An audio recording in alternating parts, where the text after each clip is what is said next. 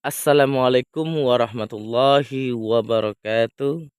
Kesempatan pada kesempatan hari ini kita akan mereview lagi tentang buah sawit. Yang mana di sini ada yang saya pengen jelaskan kepada para petani sawit yang ada di Indonesia ya. Khususnya yang ada di Indonesia.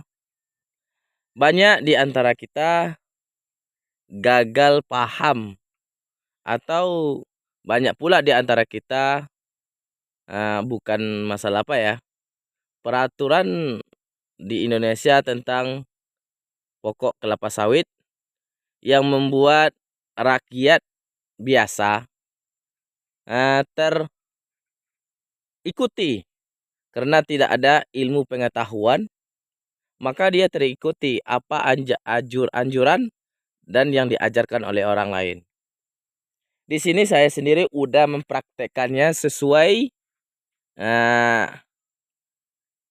uh, praktek yang saya lakukan sampai dari umur sawit, mulai dari tanam sampai dari umur udah 4 tahun masuk ke 5 tahun. Nah, seperti inilah. Jadi para sahabat petani kelapa sawit, di sini saya menanam sawit, selalu perawatannya saya tuh berbeda dengan perawatan orang lain. Dari segi mana perawatan itu beda? Yang terutama perbedaan perawatan itu adalah masalah browningan. Lihat browningannya ini. Semua browningan ini adalah saya gunakan dengan pakai Songgo 1. Oh, buahnya 1 telingkat? Bukan ya. Ini buahnya ada 2 telingkat, masih ada. Ini buah baru. Besarnya belum habis. Ini masih kecil karena masih buah baru. Oke. Jadi para petani, ada di antara kita atau petani-petani yang lain, dia tidak menggunakan Songgo seperti ini. Dia harus menggunakan Songgo, yaitu Songgo 1, Songgo 2. Minimal Songgo 2, atau yang buah seperti ini, dia minimal menggunakan Songgo 3.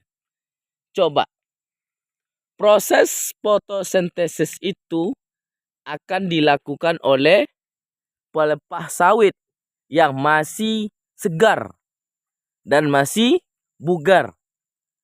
Itu yang dilakukan. Jadi para sahabat petani kelapa sawit yang seperti yang mana di sini, buah sawit Adi Pak Tani ini, seperti itulah sistemnya yang selalu ada buah-buahnya. Gitu.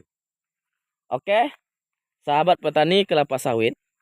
Jadi banyak di antara kita yang salah paham dan salah kaprah bahwasanya yang menggunakan Songgo 1 atau buah gantung sawit yang sebesar ini, maka buahnya akan kecil.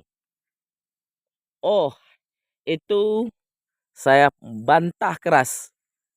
Buah kecil atau menggunakan Songgo 1 atau tidak menggunakan Songgo, itu buah kecil itu tergantung pada pupuknya yang kita pupuk. Ingat, tergantung pada pupuk kelapa sawit itu. Seandainya kita tidak memupuk, maka disitulah buahnya akan kecil. Apalagi kita tidak memupuk, makanya pelepahnya itu banyak, yang kering, yang segala macam. Itu tidak ada fungsinya. Malahan memakan nutrisi. Itulah yang menyebabkan buah sawit itu tidak maksimal mungkin. Oke, yang telah video-video yang saya telah lakukan, saya contohkan kepada saudara-saudara para petani kelapa sawit. Di sini saya menggunakan Songgo 1 semua ya. Ini buah sawit itu ada bermacam ragam. Ada yang buahnya memang kecil, baru umur 7 tahun atau 5 tahun baru mulai agak besar. Ada sawit itu masih umur rendah, masih 2 tahun, udah besar buahnya. Itu beragam-ragam bentuk sawit. Tidak bisa kita, semuanya merata, buah sawit itu besar. Tidak bisa digitukan. Oke para sahabat petani, pelepah yang bagus seperti ini yang kita lihat nih, yang seperti ini hijau-hijau ini, itu adalah pelepah yang masih berfungsi untuk fotosintesis yang lebih sempurna. Kalaulah pelepah kering, yang tidak berguna seperti ini nanti dipanen nih kan, ini matang masa dibuang ini. Tinggal ini nggak ada fungsinya lagi nih. Buat apa? Untuk buah nggak fungsi lagi, untuk menahan buah nggak ada. Iya, memang songgo ini penting untuk menahan buah ini supaya buah itu tidak terkulai. Itu sistemnya sebenarnya. Oke, para sahabat petani kelapa sawit. Nah, itulah.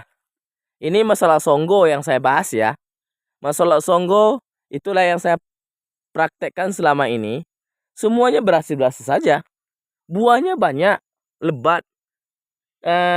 Pokoknya buahnya itu melimpah. Tidak ada jarang atau tidak ada yang kosong atau jarang yang kosong. Nah, kita lihat. Karena saya sistem turun 2, turun pelepah. Nah, ini kelihatannya nggak ada buah kan, kecil. Memang dasarnya dari kecil sampai sekarang buahnya memang kecil kayak gini. Nah, karena saya tidak mengkhawatirkan. Karena memang buah ini dasar kecil. Dari dulu sampai sekarang buahnya kecil. Bukan masalah pelepah, bukan masalah songgo, bukan. Masalahnya batang juga besar nih. Nah, oke. Nah, itu sahabat petani. Nah, udah banyak postingan saya yang saya posting.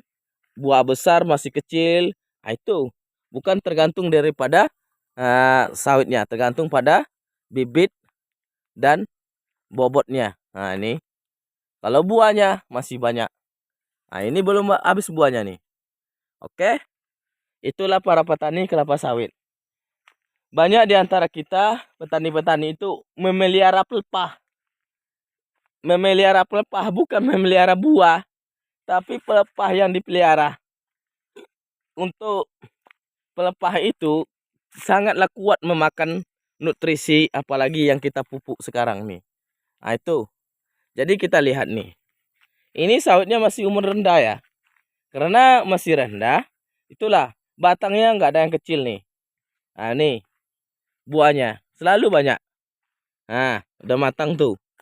Nah, memang segitu kok. Gimana mau besar buahnya? Karena sawitnya masih kecil. Kalau bibit unggul yang buahnya besar-besar, itu tergantung pada bibitnya. Kalau bibitnya bagus, ada ya juga buah yang besar, bisa saya postingan. Nah, enggak merata semuanya besar. Ini alhamdulillah TBS-nya, ukuran beratnya udah minimal 15 kilo nih. Rata-rata 15 kilo. Nah, itu. Jadi para petani kelapa sawit, di sini sebenarnya banyak yang saya bahas. Masalah perkebunan kelapa sawit ini. Karena saya sendiri yang mempraktekkan di lokasi saya sendiri, Adipatani. Berbeda dengan pendapatan orang memelihara pelepah, saya tidak. Saya melihara buah.